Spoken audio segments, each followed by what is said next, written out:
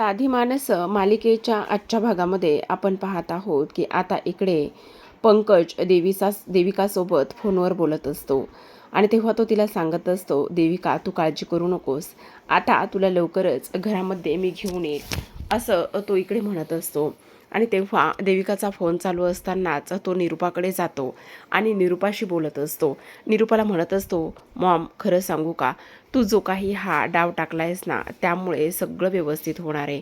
तेव्हा निरुपा म्हणत असते, अरे बबड्या तू अजिबात काळजी करू नकोस, कारण आता एकदा का ही सगळी प्रॉपर्टी आणि ह्या सगळ्या गोष्टी आपल्या नावावर झाल्या ना तर मग आपणच जिंकणार आहोत. तेव्हा तो म्हणत असतो, पण मॉम हे सगळं तू कसं जमवून आणतेस गं, ह्या सगळ्या गोष्टी किती चांगल्या आहेत गं. त्यावर निरुपा म्हणत असते, खरं तर हे सगळं कसं केले काय केले हे तुला माहिती ना, एकदा का त्या सत्याच्या नावावर असलेली प्रॉपर्टी सगळी आपल्याला मिळाली ना मग झालं. पण तो म्हणत असतो, पण आपली टीम, हो आता आपल्या दोघांची टीम आहे ना, आणि दोघांची टीम आपली चांगली आहे त्यामुळे ह्या सर्व गोष्टी व्यवस्थित होत आहेत. त्याच वेळेला आता इकडे सत्या म्हणत असतो, हो मॉम पण आपल्या दोघांची टीम आहे, पण आपल्या दोघांच्या टीममध्ये अजून एखादी व्यक्ती आली तर, अजून एखादी व्यक्ती म्हणजे कोण, म्हणजे देविकाला जर आपण घेतलं तर. तेव्हा निरुपा म्हणत असते, डोक्यावर पडलायस का, हे बघ मी असलं काही करणार नाही, उलट मी तुलाच घेतलेला आहे आणि तुलाही जर राहायचं नसेल आणि त्या देविकाचा तुला एवढा पुळका असेल ना तर तू खुशाल त्या देविकाकडे सुद्धा जाऊ शकतोस, कळलं का तुला. दोघांनी मिळून काही कमी माती खाल्लेली नाही आहे, तर आत्ता ह्या सगळ्या गोष्टी तुम्ही मला सांगायला लागलेला आहात, समजलं. चल. त्यावर तो म्हणत असतो, मॉम पण प्लीज ग ऐकून तरी घे ना. तेव्हा निरुपा म्हणत असते, ए गप्प बस रे, मला कोणाच्याही टीमची गरज नाही आहे, समजलं. माझी मी एकटी सक्षम आहे, मला कोणालाही माझ्या टीममध्ये घेण्याची आणि ह्या सगळ्या गोष्टी करण्याची काहीच गरज नाही, असं म्हणून देविका आता इकडे ते बोलणं ऐकत असते. देविकाने हे सगळं काही बोलणं ऐकल्यानंतर आता तिचा पुन्हा मूड जो आहे तो ऑफ झालेला असतो. ती विचार करत असते, नाही शेवटी ह्या सासूबाईंनी जे करायचं होतं तेच केलं, म्हणजे ह्या सासूबाई कधीच सुधारणार नाही आहेत. नाही म्हटलं तरीसुद्धा इकडे दुसऱ्या बाजूला आपण पाहतो, मीरा किचन हॉलमध्ये बसलेली असते आणि त्याच वेळेला तिथे निरुपा येते. आता निरुपा तिथे आल्यानंतर ती पंकजला आवाज देत असते आणि पंकजला म्हणत असते, ए बबड्या तू ये बरं जरा इकडे. तेव्हा तो म्हणत असतो, काय गं मॉम, अरे ये रे, तुझ्या डोक्याला आम्ही थोडंसं तेल लावून देते आणि मीरा जागं तू थोडासा चहा बनवतेस का. तेव्हा ती म्हणत असते, हो सासूबाई बनवते. आता इकडे ती म्हणत असते, खरंच गं बाई माझं पोरगं किती आणि कसं कसं काम करतंय ते माझ्या जीवाला माहिती आहे. खरंच सत्या एवढं काम करतोस, पंकज एवढे काम करतोस ना की काही विचारूच नको. आज ना मी तुला इथे चांगलं तेल लावून देते आणि काय रे पंकज, मी ना तुझ्यासाठी चांगलं मस्त गरमागरम जेवणसुद्धा बनवून ठेवलेलं आहे, ते सुद्धा तू लवकरच खाऊन घे. नाहीतर तुला एक गोष्ट सांगू का, तू जर नाही खाल्लंस ना तर तो सत्या येईल आणि तो सत्या आल्यानंतर तो पटकन ते जेवण खाऊन घेतो. त्यापेक्षा तू काय कर, तो खूप हावरट आहे आणि तू खाऊन घे. त्याच वेळेला आता इकडे ती म्हणत असते, पण तुझ्या ह्या केसांना चंपी करायला आम्हाला फार आवडतं बरं का, म्हणजे तुझे केस किती छान मऊ मऊ आहेत रे.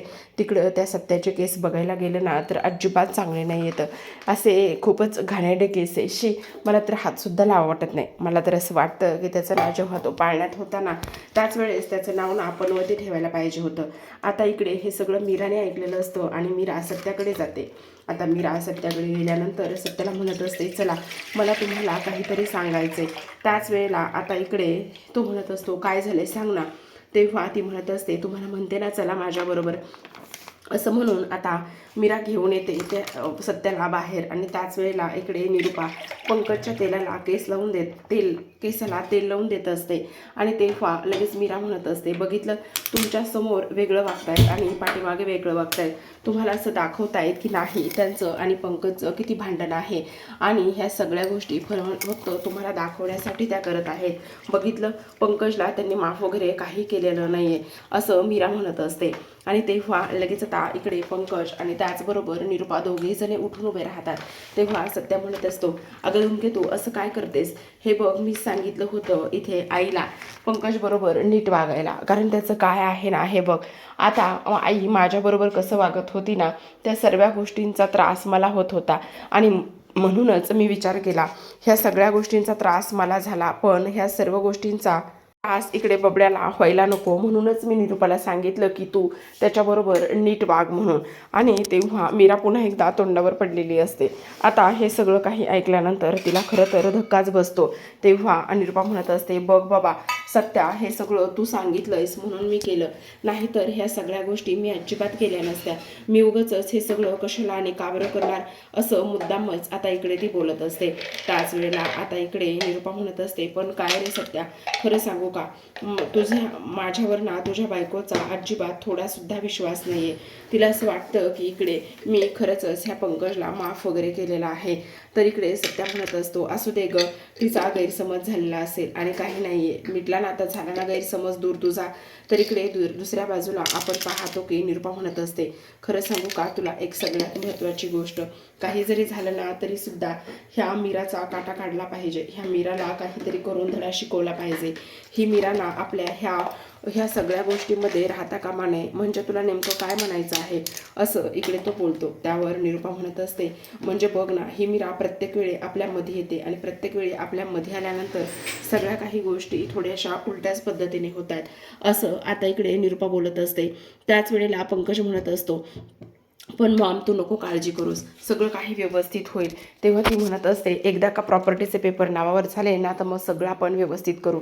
पण त्या मीराच्या अगोदर ना मला असं वाटतंय की त्या सत्याला कायमचं एकदाच जाग्यावर बसवलं ना तर मग सगळ्या गोष्टी व्यवस्थित होतील. मला असं वाटतंय त्या सत्याला कायमचं जाग्यावरच बसवावा. तर इकडे दुसऱ्या बाजूला आपण पाहतो मीरा ही आता बाहेर पडलेली असते. आणि जेव्हा मीरा बाहेर पडते तेव्हा मात्र इकडे आता ती एका ठिकाणी जात असते. खरं तर आता मीराने इथे जे सुधाकरचे मित्र आहेत त्या सुधाकरांच्या मित्रांना फोन करून बाहेर बोलावून घेतलेलं असतं. आणि ते बाहेर आल्यानंतर त्यांना असं सांगण्यात आलेलं असतं, हे बघा काका, मी इथे तुम्हाला काही गोष्टी विचारणार आहे, पण त्या काही गोष्टी तुम्ही मला सांगितल्यानंतर प्लीज त्या सगळ्या गोष्टी तुम्ही इथे बाबांशी बोलणार नाही आहात किंवा सांगणार नाही आहात. तेव्हा ते म्हणत असतात, नेमकं तू मीरा कशाबद्दल बोलतेस. त्यावर मीरा म्हणत असते, हे बघा, काही जरी झालं ना तरीसुद्धा मला तुमच्याकडून काही माहिती हवी. तेव्हा ते म्हणत असतात, बोल ना, कशाबद्दल माहिती हवी. तेव्हा मीरा म्हणत असते, त्याचं काय आहे ना, माझ्याकडे हा एक फोटो आहे आणि तो फोटो नेमका कोणाचा आहे हे मला सांगा. तेव्हा तुम्ही मला प्रॉमिस करा की हे तुम्ही बाबांना काहीच सांगणार नाही आहात. त्याच वेळेला ते म्हणत असतात, नाही मीरा, काहीच नाही सांगणार, दाखव काय आहे. असं म्हणून मीरा तो फोटो दाखवते आणि ते म्हणत असतात, हे आमचे तर सगळे ऑफिसमधले आहेत. मग ती त्या स्त्रीला नोटीस करते आणि म्हणत असते, ह्या कोण आहेत. तेव्हा ते म्हणत असतात, हे नाही माहिती कोण आहे ते, ह्या सगळ्या आमच्या ऑफिसमधले आहेत, पण ही स्त्री कोण आहे ते नाही माहिती. असं स्पष्टपणे आता इकडे मीराला समजलेलं असतं. त्यामुळे मीराचा तिथे सुद्धा आता प्लॅन फ्लॉप झालेला असतो. दुसऱ्या बाजूला आपण पाहतो निरूपा सत्याची रूम पुसत असते. आणि तेव्हा सत्या म्हणत असतो, अगं अगं निरूपा, तू हे सगळं का करतेस, ह्या सर्व गोष्टी करण्याची तुला काहीच गरज नाही आहे. अगं धूमकेतू करेल ना हे सगळं. त्याच वेळेला आता इकडे ती म्हणत असते, अरे ती काय काय करणार, तिला बाकी इतर सुद्धा खूप कामं असतात, म्हणून म्हटलं चला तिला थोडीशी मदत होईल म्हणून. तसे देविका नाही आहे आणि रिया तर कोणत्या कामाची नाही आहे, मग ती किती काम करणार. असं म्हणून आता तिने पुसून घेतलेलं असतं आणि त्यानंतर थोडासा साबणाचा फेस करून तिथेच टाकलेला असतो. आता साबणाचा फेस करून तिथे टाकल्यानंतर बाहेर निघून जाते आणि त्यानंतर मुद्दाम बाहेर निघून गेल्यानंतर आवाज देत असते, अरे सत्या, अरे सत्या, चहा आणि नाश्ता तयार आहे, येतोयस का बाहेर, का आतमध्ये घेऊन येऊ. तेव्हा सत्या म्हणत असतो, नाही नाही, मी येतो तिथे, आई तू नको येऊस. असं म्हणून आता निरूपा सत्या कधी येतो ह्या गोष्टीची वाट पाहत असते आणि पडद्याआडूनच पाहते की आता सत्या येईल आणि त्या साबणाच्या पाण्यावर पाय देईल आणि त्यानंतर त्याचा पाय घसरेल आणि तो खाली पडेल, असा विचार इकडे ती करत असते. आणि ह्या सर्व गोष्टींचा विचार केल्यानंतर सत्या बेडवरून उठतो आणि चालणार आणि त्या साबणाच्या पाण्यावर त्याचा पाय पडतो आणि त्याचा तोल जातो, कारण त्याचा अपघात झालेला असतो. त्याला बऱ्याच ठिकाणी दुखापत झालेली असते आणि मुक्कामार सुद्धा लागलेला असतो. त्यामुळे त्याला धड नीट पायावर चालता येत नसतं. आता त्याचा तोल जाणार तेवढ्यातच मीरा तिथे आलेली असते. जेव्हा मीरा तिथे येते आणि मीरा पडणाऱ्या सत्याला अलगतच वाचवत असते आणि त्याच वेळेला वाचवल्यानंतर आपण पाहतो की इकडे सत्या म्हणत असतो, धूमकेतू, खरं सांगू का, तू आलीस ना त्यामुळे, नाहीतर मी अक्षरशः आता पडणारच होतो. तेव्हा मीरा म्हणत असते, कसे काय पडणार होतात तुम्ही, असं कसं करू शकता, काय करताय तुम्ही, हे बघून चालायचं ना. अगं पण तू आलीस ना, तू वाचवलंस ना, ते बरं झालं. अहो पण पडणार कसे होते अगं, आणि पण इथे हे साबणाचं पाणी कसं आलं. तेव्हा तो म्हणत असतो, अगं त्याचं काय आहे ना, आताच आई ते फरशी पुसून गेली त्यामुळे कदाचित झालं असेल. तेव्हा ती म्हणते, अहो कुठल्याच रूममध्ये कुठेच पाणी नाही, इथेच कसं पाणी. तेव्हा तो म्हणतो, असू दे ना धूमकेतू, अगं तीच मी तिला म्हणत होतो पुसू नको, पण तुला सांगू का, तिला असं वाटलं की मीराच्या मागे किती काम असतात आणि त्यानंतर तिला थोडीशी मदत व्हावी ना, म्हणून तिने हे सगळं काही केलंय. असू दे धूमकेतू, काही होत नाहीये. ह्या सगळ्या गोष्टी आता इकडे सत्या बोलत असतो. आता हे सगळं काही बोलल्यानंतर इकडे मीरा म्हणत असते, बरं तुम्ही इथे बसा, आराम करा, मी तुमच्यासाठी चहा आणि नाश्ता घेऊन येते. आता इकडे मीरा आल्यामुळे निरूपा आणि पंकजचा प्लॅन फ्लॉप झालेला असतो. जेव्हा मीराला हे समजतं तेव्हा ती बाहेर येते आणि लगेचच निरूपावर ओरडते आणि म्हणत असते, तुम्ही हे सगळं का आणि कशामुळे करायला लागलेला आहात. हे बघा, असं करून तुम्हाला नेमकं काय मिळतंय, नका असं करू. ह्या सगळ्या गोष्टीचा त्यांच्या जीवाशी का खेळ करताय तुम्ही असं वागण्याची हिंमत तरी कशी करता, असं सुद्धा आता इकडे ती बोलते. आता हे सगळं काही बोलल्यानंतर निरूपा म्हणत असते, अगं आम्ही काय केले, आम्ही काहीच नाही केले, काही नाही केले. तुम्हाला असं वाटते का काही नाही केलं. अहो तुम्हाला काही त्यांना कायमचं एका जागी बसवायचं आहे का. आतापर्यंत त्यांच्या चांगुलपणाचा फायदा तुम्ही घेतलाच आहे ना, मग आता असं का करायला लागलेला आहात. हे बघा, असं करू नका, काही जरी झालं ना तरी सुद्धा त्यांच्या जीवाशी मी तुम्हाला खेळू देणार नाही, असं सुद्धा आता इकडे मीरा स्पष्टपणे बोलत असते. त्याच वेळेला निरूपा मात्र मीराकडे रागाने पाहते आणि हे सगळं काही पाहिल्यानंतर निरूपाला असं वाटत असतं की आता हा प्लॅन आपला फ्लॉप झालाय आणि आता इकडे हिला आपल्यावर संशय सुद्धा आलेला आहे. ह्या सगळ्या गोष्टी इथे आता झालेल्या असतात. दुसऱ्या बाजूला आपण पाहतो की आता मीरा आणि त्याचबरोबर रिया, रवी हे तिघेही जण बोलत असतात आणि हे तिघेही जण बोलत असताना मीरा म्हणत असते, खरं सांगू का तुम्हा दोघांनाही एक सगळ्यात महत्त्वाची गोष्ट म्हणजे आता तर मला खूप टेन्शन आलेलं आहे. त्याच वेळेला आता इकडे रिया आणि रवी म्हणत असतात, कशाचं टेन्शन आलंय, तू नको काळजी करूस. त्याच वेळेला आता मीरा म्हणत असते, हा जो काही फोटो आहे ना, तो फोटो इकडे मी बाबांच्या मित्रांकडे घेऊन गेले होते आणि बाबांच्या मित्रांकडे घेऊन गेल्यानंतर त्यांना मी हे सगळं काही ह्या सगळ्या गोष्टीबद्दल विचारलं, पण तुम्हाला एक गोष्ट सांगू का, त्यांनी मला काहीच सांगितलं नाही. हे ज्या काही स्त्रिया आहेत ना, ह्या ऑफिसमधल्या नाही आहेत असं त्यांचं म्हणणं आहे. आणि त्याच वेळेला आता इकडे रिया आणि रवी म्हणत असतात, मग आता काय करायचं, काहीच कळायला मार्ग नाही आहे. तेव्हा इकडे आता ती म्हणत असते, तेच तर समजत नाही काय करावं आणि काय नाही ते. त्यावर मीरा म्हणत असते, आता एकच पर्याय आहे आणि तो म्हणजे की हे सगळं सासूबाईंना आपण विचारू शकतो. तेव्हा मीरा म्हणत असते, पण माझं आणि सासूबाईचं आत्ताच भांडण झाले, मी ह्या सगळ्या गोष्टी त्यांना कशा काय विचारू आणि त्या थोडीना मला सांगणार आहेत. त्यावर रिया म्हणत असते, वहिनी डोंट वरी, तू काळजी करू नकोस, हे सगळं काही जे काम करायचं आहे ना, ते सगळं काम तू आमच्यावर सोपवून दे, आम्ही मॉमला हे सगळं काही विचारू, तुला काळजी करण्याची काहीच गरज नाही, असं सुद्धा आता इकडे ती बोलते. आणि त्याच वेळेला इकडे आता रिया आणि त्याचबरोबर रवी हे दोघेही जण निरूपाकडे निघणार असतात. निरूपाला त्या सगळ्या गोष्टीबद्दल ते विचारणार असतात आणि त्यानंतर मीराला सगळी माहिती सांगणार असतात. आता रिया आणि त्याचबरोबर रवी हे दोघेही जण निरूपाकडे जातात आणि दोघेही जण निरूपाकडे गेल्यानंतर तिची मुद्दामच इकडे तारीफ करत असतात, स्तुती करत असतात.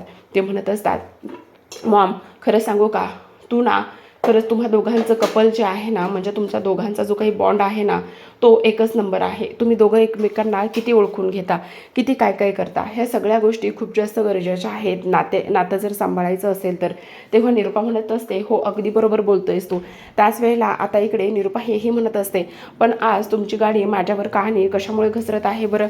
तेव्हा निरूपा हसायला लागते आणि त्याच वेळेला रिया म्हणत असते, पण तुम्ही किती कमाल दिसत आहात आणि त्याचबरोबर तुमच्या ह्या सौंदर्याचं राजसुद्धा मला माहिती आहे बरं का. तेव्हा ती म्हणते, म्हणजे तुला काय म्हणायचे, मला नाही समजलं. तेव्हा रिया म्हणत असते, तुम्हाला दाखवण्यासाठी, तुम्हाला सरप्राईज देण्यासाठी माझ्याकडे एक गोष्ट आहे. तेव्हा लगेच आता इथे जो काही फोटो आहे तो ती फोटो निरूपाला दाखवते आणि निरूपाला फोटो दाखवल्यानंतर निरूपा म्हणत असते, हा फोटो तुमच्या दोघांकडे कसा काय आला. त्याच वेळेला आता इकडे रिया म्हणत असते, हेच तर ते सरप्राईज आहे, तुम्ही लग्नामध्ये किती छान दिसत होता, बघितलं माझ्याकडे फोटो आहे ना, असं म्हणून दाखवल्यानंतर आता निरूपा तो फोटो पाहते आणि तिला प्रचंड आनंद होतो.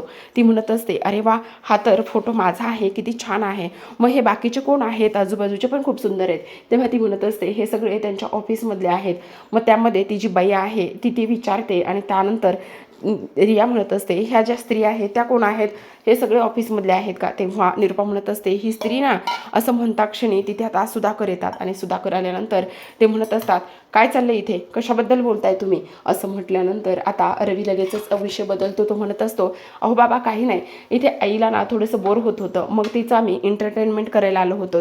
आणि इकडे दुसऱ्या बाजूला आपण पाहतो की आता ज्या माणसाने अपघात घडून आणलेला असतो त्या माणसाला आतापर्यंत तरी पंकजने एकही रुपया दिलेला नसतो आणि एकही रुपया न दिल्यामुळे तो माणूस सतत आता इकडे पंकजला कॉल करत असतो. तो म्हणत असतो, माझे पैसे मला आत्ताच्या आत्ता पाहिजेत, तुम्ही माझे पैसे कधी देणार आहात?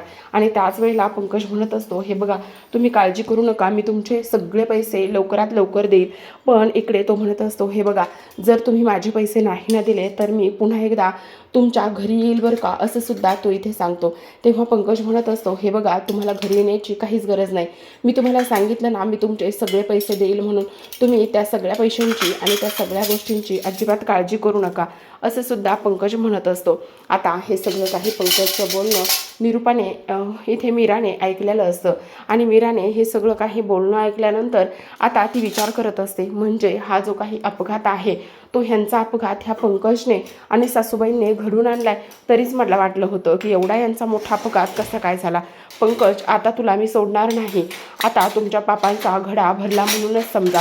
म्हणजे त्या दिवशी जो माणूस घरी आला होता तोच माणूस ह्यांचा इथे अपघात करणारा होता का, असं सुद्धा आता इकडे ती बोलते. आणि ह्या सगळ्या गोष्टी बोलल्यानंतर आता मीरा विचार करते, नाही पंकज नाही, तू खूप मोठी चूक केलीस, ह्यांचा अपघात घडून आणल्यानंतर तू खूप मोठी चूक केलीस, मी तुला कधीच माफ करणार नाही, असं इकडे मीरा बोलते. आणि एवढ्या खालच्या थराला ही लोक कशी काय जाऊ शकतात, असा सुद्धा मीरा आता इकडे विचार करू लागते.